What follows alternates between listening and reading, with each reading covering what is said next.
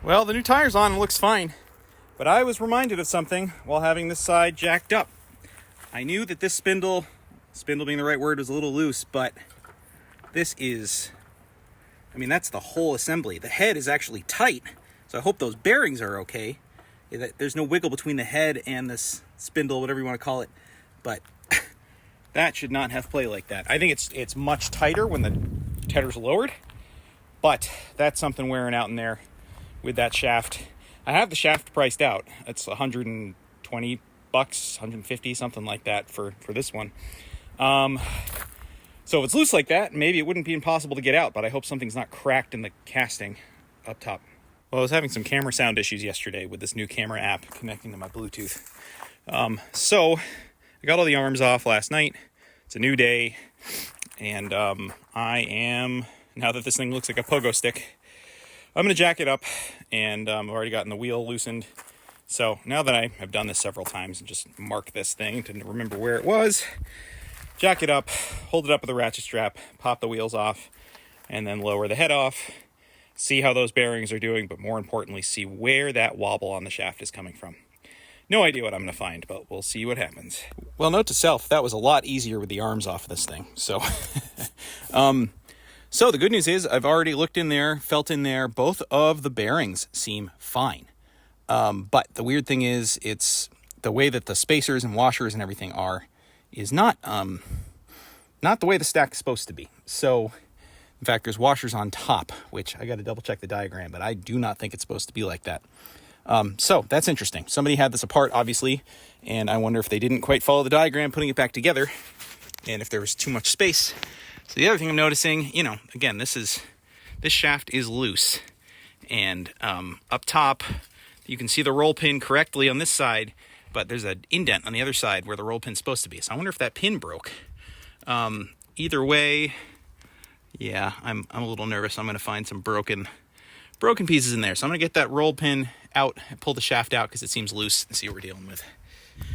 All right, so here's where I'm running up against. I got that roll pin out. It's the most annoying angle possible. I had to use a bent bolt as a punch to try to get horizontal in through that hole. Anyway, what I got out was this broken roll pin, and it's cracked right at about the right thickness for the difference between this big pin and the casting. And so I think that is what the initial issue is. And clearly somebody's been in here. I mean, again, I know this head was tweaked with something that happened. This has to all be related. And these roll pins are supposed to be doubled. You're supposed to have a big one and then a small one that fits right inside of it. This one was not doubled, and there was no sign of that inner roll pin. And so I think over time, this cracked and then allowed some play to start happening in there. The issue I'm having is I absolutely cannot get this shaft out. I mean, I've been wailing on it. What I don't want to do is break the casting. If I were to be doing this from scratch, we're starting to get into the territory of replacing not only this casting, which is going to be expensive, it means taking this off, it means taking the drive shaft components out, it's just ridiculous onion project that, as much as I still have three and a half weeks or so till the earliest haying season I've done, I can't afford to, both monetarily or time-wise to take this apart that far, I don't think. Now, there is play. I mean, now that roll pin's out, the shaft starts to come out, and it gets down to about here, and then I have wailed on it in every possible way, and it won't go farther. And what I'm worried about doing, again, is breaking stuff more. I can get it twist a little bit, but again, this is without the roll pin in there. So I think at this point in time, what I'm going to do, I mean, I at least feel good that this shaft itself is not weak. It's just a little bit loose.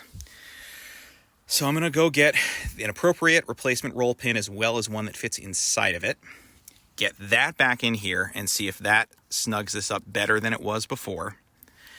And then see about putting the head back together correctly with the washers and spacers and everything in the right places. Clean grass out. See how that is, putting it back together. It's imperfect, but it should still be an improvement getting that roll pin replaced. Well, I should have known better than to be optimistic about a hardware run. They had things smaller than this, but nothing this beefy. This is like almost a ½ inch in diameter. I don't know if it's metric. So I bit the bullet and called the Kuhn dealer and having them ship some to me. They have some in stock, so hopefully get them by Monday, today being Thursday. I just hate having something apart like this when I've got momentum. All I need is a damn roll pin and things start to go back together, and see if that's going to solve the problem. But it is what it is. Got to be patient with some of this stuff. So I will spend time cleaning things up, looking at that whole stack and bearings, and see if I can get that in order and ready to go back together when I get this. It's tempting, actually, to put the roll pin from the wheel, which is, I think, the same size, in there. But since this is loose, I want something brand new. Well, the new roll pins and the spare tedder tines showed up. These big honking ones definitely match the broken one. What's bizarre, I didn't have the part number, but I worked with them in the diagram, and the dealer I've been getting this from has been great. But this is what they sent me for the inner roll pins. The diameter's correct. Well, actually, diameter's a little too small. Interesting. I have to see what that's like when it's compressed. But either way, this isn't going to give it the rigidity support that I'm looking for out of this.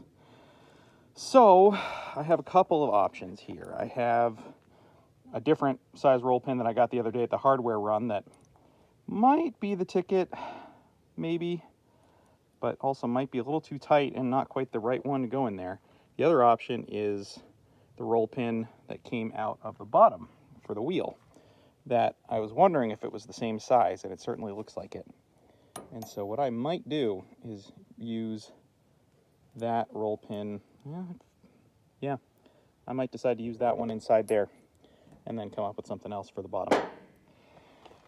See how this fits. Nearly 2 hours later, words cannot express how difficult that roll pin was to just get in there.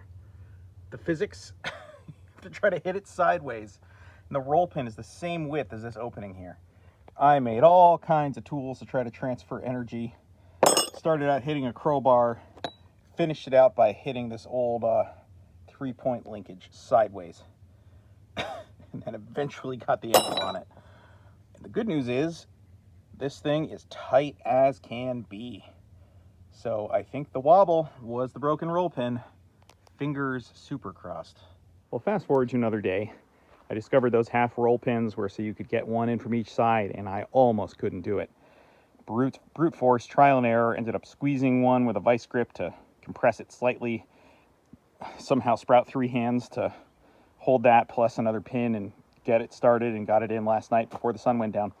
So today, the power line company came and took down some of these big trees we've had alongside the driveway, which I always have mixed feelings about. This one's going to go, and then the leaner on that one there is going to go.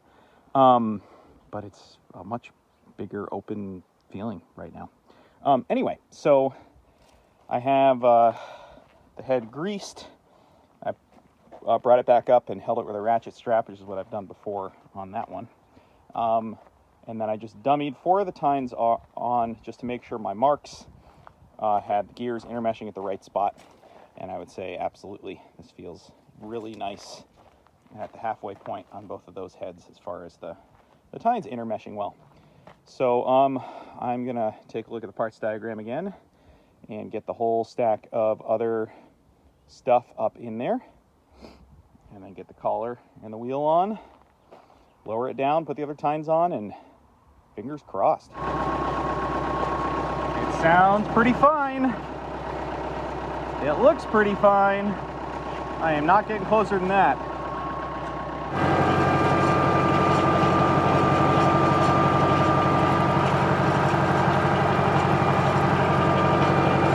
Cool. All right, I ran it just under PTO speed for a little while, and this feels nice and tight. Better than this head, which is the one I've replaced the bearing on twice now, but that's the same amount of wobble it had after doing the repair last year. Cool. Okay, so I'm now just down at the bottom of my road with a nice big open paved area, and I'm going to be checking tine height and tine clearance.